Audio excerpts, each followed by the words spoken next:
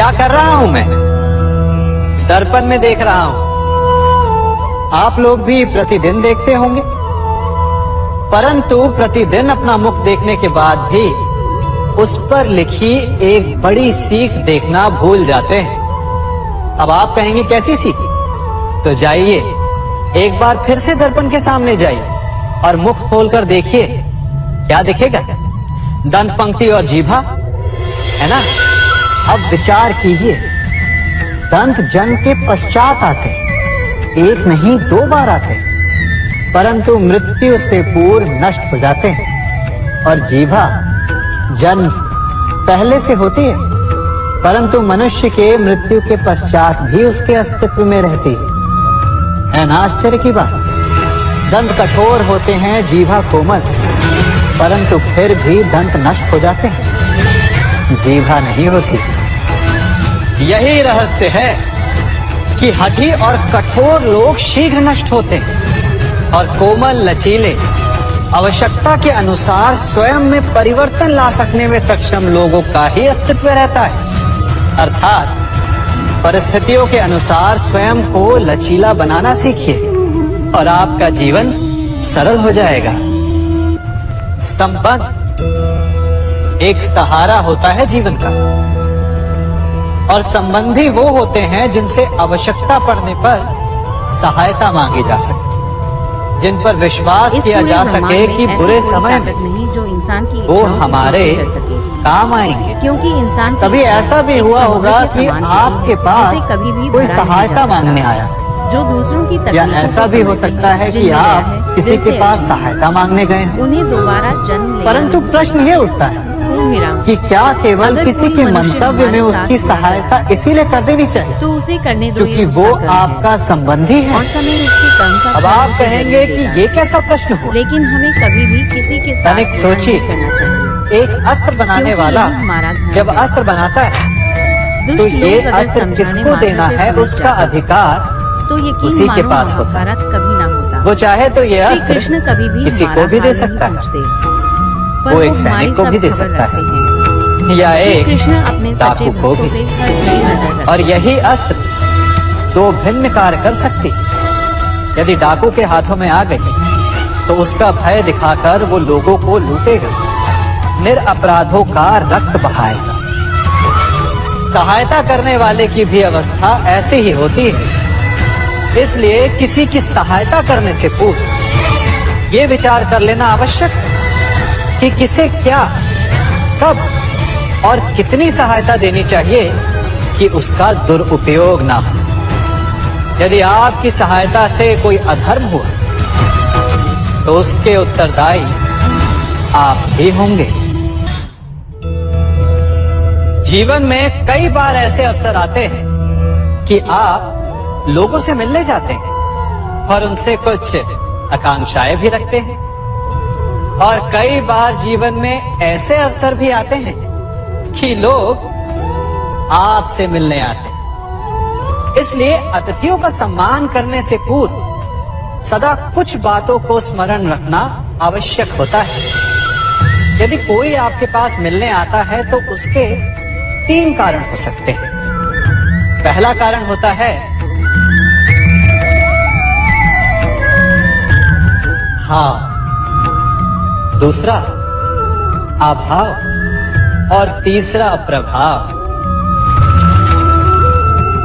तो जैसा अतिथि उसको वैसा ही सम्मान दे।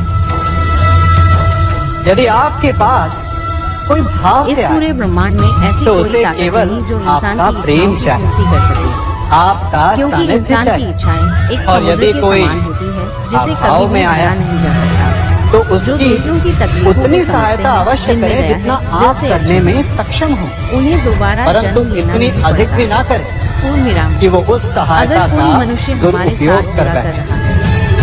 तो उसे करने दो। और यदि कोई प्रभाव में आया और समय उसके कर्म का फल उसे तो स्वयं पर अभिमान लेकिन हमें कभी भी किसी के साथ, क्योंकि कभी न कभी जीवन में आप भी क्योंकि यही हमारा धर्म भाव, अभाव और प्रभाव के चक्रव्यूह में फंस सकते हैं।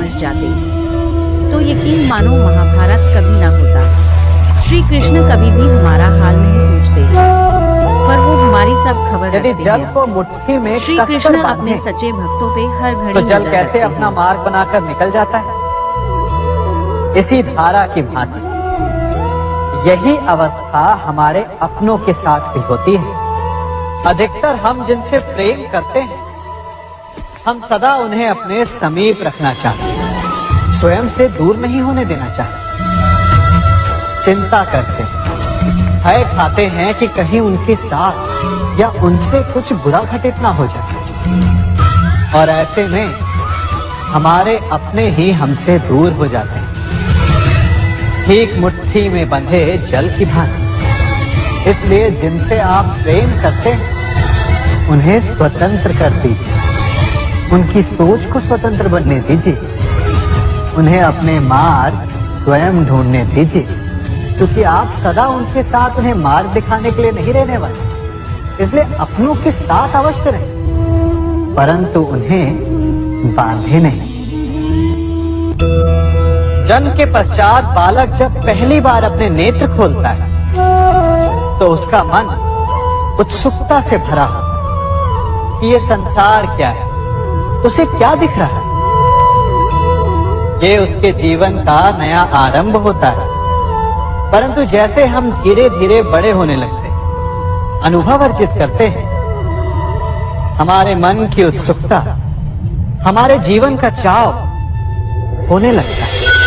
तनिक सोचिए, जब हम सुबह सोकर जगते हैं, अपनी आंखें इस खोलते पूरे ब्रह्मांड में ऐसी कोई तो ताकत उसे नहीं ही जो हम इंसान अपने की जीवन इच्छाओं का की पूर्ति कर प्रारंभ सके। समझ ले तो क्योंकि इंसान की सुबह से इच्छाएं लेकर एक समुद्र संध्या के तक के समान समय होती को हैं, ही जिसे अपने कभी जीवन भी भरा जीने का नहीं जा समय सकता। समझ ले तो जो दूसरों की कितनी तकलीफों को स्फूर्ति आ समझते जाएगी हैं, आप? जिनमें दया है, दिल से कितने अच्छे काम हैं, कर पाएंगे, उन्हें दोबारा कितने जन्म लक्ष्य लेना अर्जित नहीं कर पड़ता। पाएंगे। कुल मिलाकर, फलों से मिलकर अगर घड़ी कोई बने, मनुष्य हमारे साथ बुरा घड़ी से करता है, मिलकर प्रहर, तो उसे करने दो प्रहर से उसका मिलकर कर्म। दिन बनते हैं और दिनों समय से उसके माह कर्म का और फल उसे वर्ष। जरूर देगा। यदि आप लेकिन अपना हमें हर कभी पल, भी किसी के हर साथ बुरा प्रहर नहीं करना चाहिए, विश्वास से जिए, क्योंकि यही हर हमारा दिन धर्म उत्साह है। से जिए तो दुष्ट लोग अगर आपका समझाने मात्र से संपूर्ण समझ जीवन जाते तो सार्थक हो यकीन सकता मानो है। महाभारत कभी ना होता। श्री कृष्ण मनुष्य कभी अपना भी जीवन हमारा हाल विश्वास नहीं पर पूछते, जीता है, पर वो हमारी सब खबर परंतु रखते हैं। विश्वास किसका? श्री कृष्ण अपने सच्चे तनिक भक्तों पे सोचिए। हर घड़ी नजर रखते हैं। किस पर विश्वास है आपको? महापुरुषों की कही बातों पर, ग्रंथों में लिखे ज्ञान पर, माता पिता की सीख पर, या मित्रों के दिए गए निर्देशों पर, या फिर मेरी कही बातों पर? ये सब विश्वास अपूर्ण है जब तक आपको स्वयं पर विश्वास ना हो।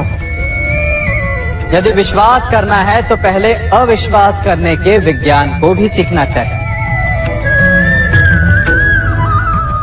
आप किसी की बातों पर विश्वास न करें, आप अपने मन से पूछें, अपनी अंतर आत्मा से प्रश्न करें, और जो उत्तर मिलेगा वही सबसे उचित होगा। जब आप अपने मन, अपनी अंतरात्मा पर विश्वास करना सीख जाएंगे तो नीति ज्ञान सब आपके भीतर से स्वतः उमड़ेगा। और यदि आप स्वयं पर ही विश्वास ना कर पाए तो धर्म ग्रंथों में लिखे श्लोक, महापुरुषों की वाणी, माता पिता की सीख या मित्रों का निर्देश कोई भी लाभ नहीं दे पाएगा। एक पिता होने के नाते आप अपनी संतान के लिए क्या करते हैं? उसके लिए बहुत सारी सुविधाएं जुटाते, बहुत सारा धन कमाते है ना? और क्या आपको ऐसा लगता है कि यही उचित है आपकी इस संतान पूरे के लिए? ब्रह्मांड में ऐसी कोई ताकत नहीं इस जो पंछी को इंसान देख की रहे हैं? इच्छाओं की पूर्ति कर सके। क्योंकि ये भी इंसान संतान की को जन्म इच्छाएं देता है, एक समुद्र के समान होती है, उन्हें पालता जिसे है, कभी भी भरा नहीं जा सकता। पोसता है, जो दूसरों की उड़ना तकलीफों को सिखाता है, समझते हैं, जिनमें दया है, और दिल भोजन से का अच्छे हैं, प्रबंध भी करना सिखाता उन्हें है। दोबारा जन्म लेना नहीं परंतु पड़ता। उनके बड़े हो जाने मेरा के बाद उनके लिए अगर कोई अलग मनुष्य से हमारे घोंसला साथ नहीं बुरा कर बनाता, रहा है, तो क्यों? उसे करने दो, ये उसका कर्म है। क्योंकि यदि इसने और समय उसके कर्म का संतान फल को उसे सब जरूर कुछ देगा। करके दे दिया, लेकिन हमें तो कभी संतान भी किसी क्या के करेगी? साथ बुरा नहीं करना चाहिए, क्योंकि यही हमारा धर्म है। वो अपनी संतान को दुष्ट तब लोग तक अगर भोजन समझाने कराता है मात्र से समझ जाते जब तक उसकी संतान यकीन स्वयं मानो भोजन का महाभारत प्रबंध कभी करने में सक्षम नहीं श्री हो जाता कृष्ण कभी भी हमारा हाल नहीं और पूछते, उसका लाभ ये मिलता पर है वो हमारी सब कि खबर उसी रखते की हैं। भांति उसकी श्री संतान कृष्ण अपने सच्चे भक्तों पे आत्मनिर्भर हर बनती घड़ी है। नजर रखते हैं। इसलिए अपनी संतान को उतनी ही सुविधाएं दें जितनी आवश्यक है। मोह को त्यागे। आपका उनसे मोह उन्हें कभी आत्मनिर्भर नहीं बनने देगा। अपनी संतान को कर्म करना सिखाइए। यदि आपके संतान कर्म करना सीख गई तो वो धन स्वयं कमा लेगी, और यदि वो आलसी अकर्मण्य बन बैठे तो आपके संचित धन का भी नाश कर देगी। संसार में सबसे बड़ा संबंध कौन सा है? अब आप पूछेंगे कि ये कैसा प्रश्न हुआ? इसका उत्तर तो बड़ा सरल है, यही ना? परंतु इस प्रश्न के भी कई उत्तर हैं। कोई कहेगा माता और पुत्र का संबंध, तो कोई कहेगा पिता पुत्री का संबंध, तो कोई पति पत्नी का, और तो कोई भक्त और भगवान का संबंध। परंतु तनिक गहराई से देखेंगे तो पाएंगे कि ये सारे संबंध या तो जन्म से जुड़े होते हैं, या समाज में बना दिए जाते हैं, या फिर किसी आकांक्षा के चलते बनते हैं। तो सबसे बड़ा संबंध कौन सा होता है? उलझ गए ना? सबसे बड़ा संबंध होता है मित्रता का, क्योंकि मित्र हम स्वयं चुनते हैं, जिसमें ना कोई आकांक्षा होती है, ना ही कोई स्वार्थ छिपा होता है। यदि कुछ होता है तो केवल साथ का इस आनंद। पूरे ब्रह्मांड में ऐसी कोई अपने ताकत बीते नहीं दिनों जो को इंसान स्मरण की कीजिए। इच्छाओं की पूर्ति कर सके। जब आप घर से बाहर निकलते क्योंकि होंगे इंसान की इच्छाएं तो एक सबसे समुद्र के पहले समान होती किसका हैं, स्मरण जिसे होता है? कभी भी भरा नहीं मित्र जा का। सकता। जो दूसरों परंतु की जैसे तकलीफों जैसे को समझते मनुष्य हैं, बड़ा जिनमें होता दया जाता है, है, दिल से अच्छे हैं, सफल होता जाता है, उन्हें दोबारा जन्म मित्र लेना नहीं छूटते पड़ता। जाते हैं, पूर्ण और विराम। फिर वो अपनी अगर आय कोई मनुष्य हमारे अपने साथ जीवन बुरा के कर रहा स्तर के अनुसार मित्रता तो करने उसे लगता करने है। दो, ये उसका कर्म उसके है। मन में ये और विचार समय आ उसके जाता है कर्म कि का फल उसे मित्रता जरूर देगा। बराबरी वालों से ही होनी लेकिन हमें चाहिए। कभी भी किसी के साथ बुरा यही नहीं सोच करना चाहिए, अनुचित है, क्योंकि यही क्योंकि हमारा धर्म मित्रता है। बराबर वालों से नहीं होती। दुष्ट लोग अगर समझाने मित्रता मात्र से समझ हमें जाते बराबर करती है, तो यकीन इसलिए मानो नए मित्र महाभारत अवश्य कभी बनाएं। ना होता। श्री परंतु कृष्ण अपने कभी भी पुराने हमारा हाल मित्रों नहीं को पूछते, भूलिएगा मत। पर वो हमारी सब खबर रखते हैं। श्री कृष्ण अपने सच्चे भक्तों पे हर घड़ी नजर रखते हैं।